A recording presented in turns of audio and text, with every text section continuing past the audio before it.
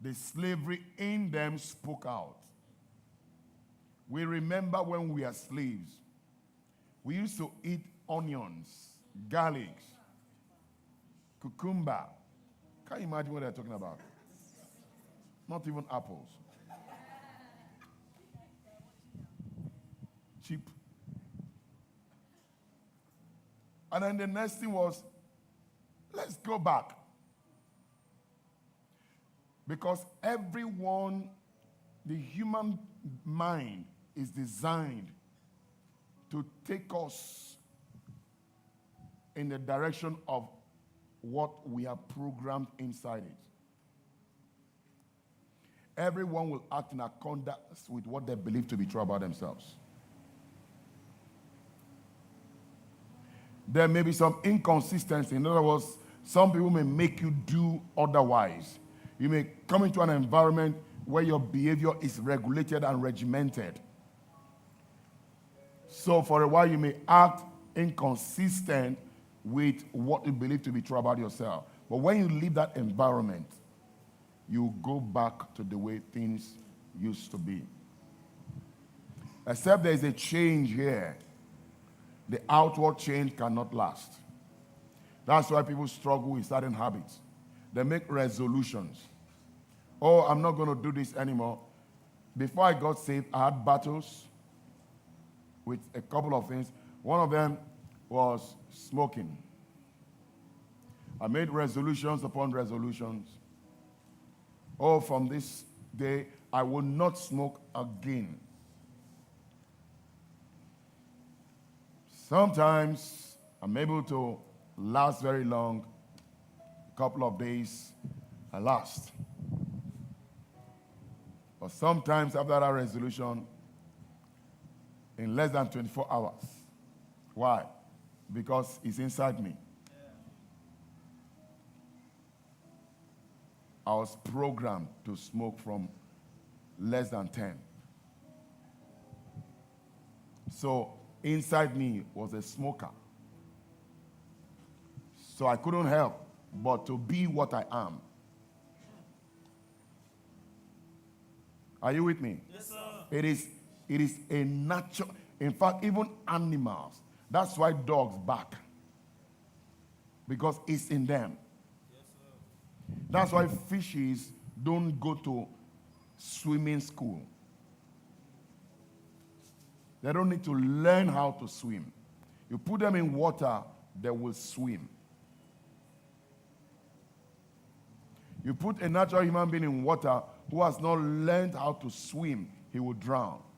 Even the one who has learned how to swim, he can only survive water for a while.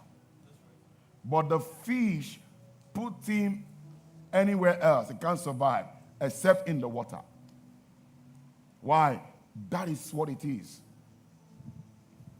So your action, your reaction, and your choices will be consistent with what you believe to be true about you.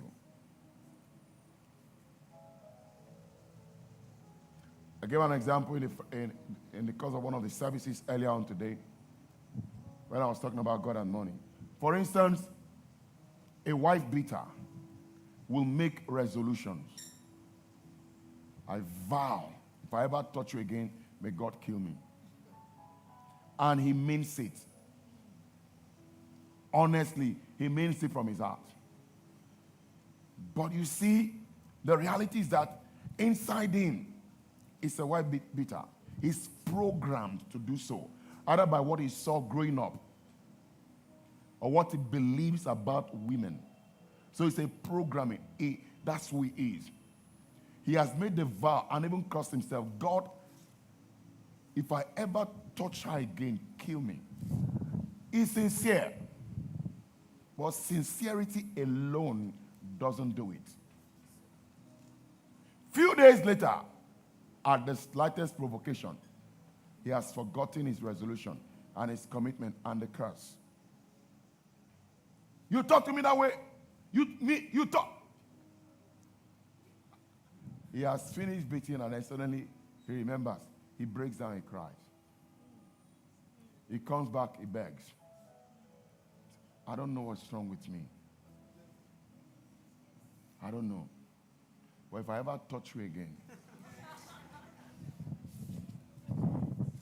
And then a few days, so the cycle continues. The truth is that he's genuinely struggling. He's not happy about what he's doing. But that's the image of himself he has. And like I've said repeatedly, every human being must always act in accordance with what they believe to be true about himself. The only way that man can change that habit is to change the mindset producing it. Is to reprogram himself. Is a reorientation. Without that reorientation, he may even stay away for a year, a whole year. But he will still come back to it.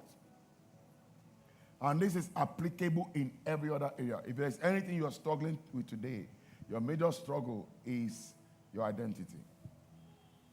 Change your identity, you change your performance, or you change your reaction.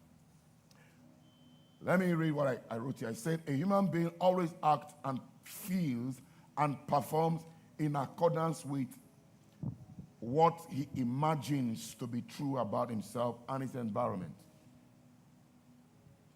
Who you think you are and who you believe you are will determine your outcome.